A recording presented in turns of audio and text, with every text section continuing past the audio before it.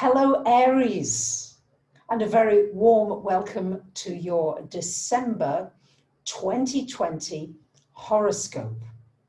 This is another huge month. It's like we've been building in intensity, building in strength of these planetary movements.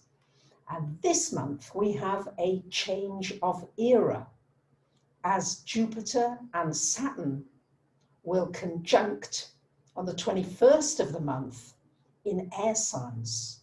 We've had predominantly earth signs for the last 200 years, just over 200 years. And we're moving into an air energy, a lighter frequency in many ways. And for you, you're very compatible with the air energy. You're a fire sign, and fire and air really go well together. So let me take you through this very powerful shift. On the 2nd of the month, we have got Mercury coming into this 9th house. On the 14th of the month, we've got a solar eclipse in the 9th house. And on the 16th, we've got Venus coming in the 9th house. So we've got a tremendous focus here at the top of your chart here, the top area of the chart. So all the 9th house activity, what with Mercury, Venus, and the eclipse, this has everything to do with your higher learning. What would you like to learn? What would you like to study? What gives you more of a sense of meaning in your life, purpose? A solar eclipse at the middle of the month would suggest a new discovery, a new perspective about your purpose, why you're here, what you want to accomplish during this massive transition. What a time to be alive! It really is amazing. So the 9th house has to do with your spiritual journey, your quest for truth, your quest to understand the invisible.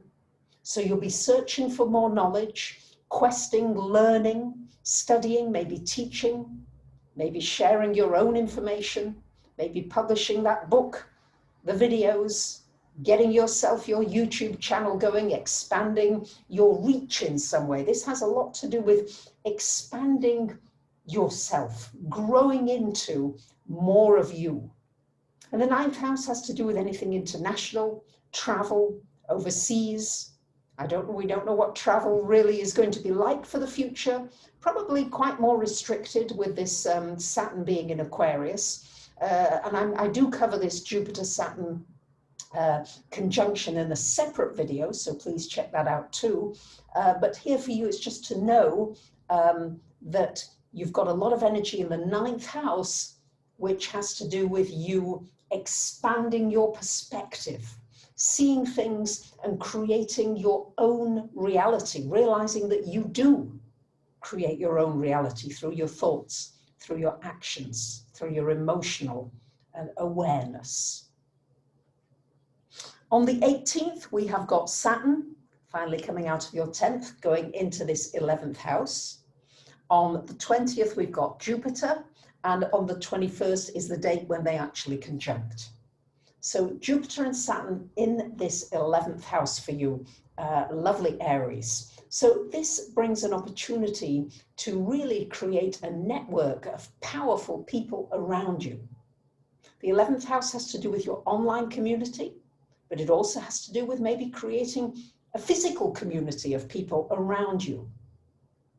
Learning about promoting communities, joining communities, organizing communities, collaborating, working as a team.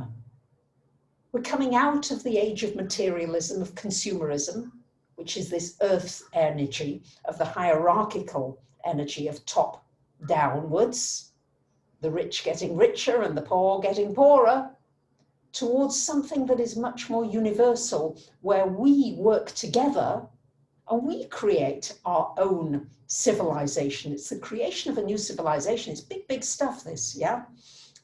Because the personal is now melding with the global. It used to be that I could just say, oh yes, you know, this is specifically for you.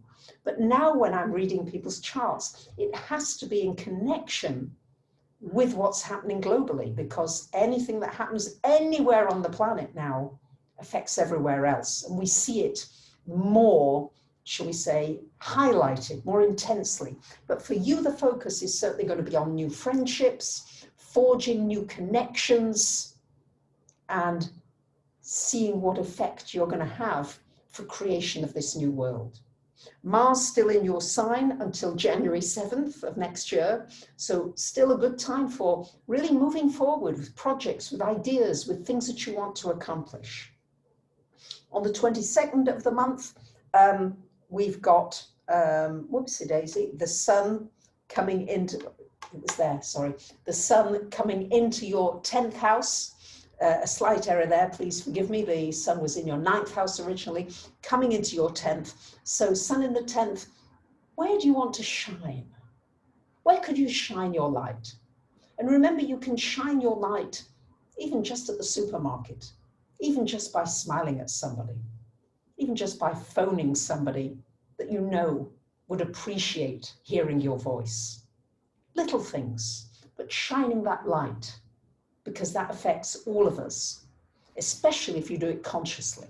And on the 30th of the month, we've got a full moon happening in your 4th house. So you might be moving, you might be thinking of moving, you might be feeling a little restless, you might want some change to your environment in some way.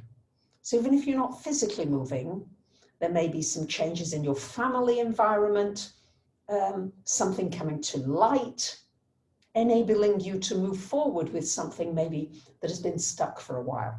So this is super, super duper amazing time to be alive. Create some new intentions for yourself, New Year's resolutions. What are the habits you want to drop? What are the habits you want to develop? And what is your place in this global community? What do you want it to be? These are the questions to ask yourself. It's a powerful time. Of course, relationships are always affected when Mars is in your sign. You're going to draw to you some new relationships. Get ready to draw different kinds of energies to you, different frequencies, because you're changing, you're transforming, you're growing.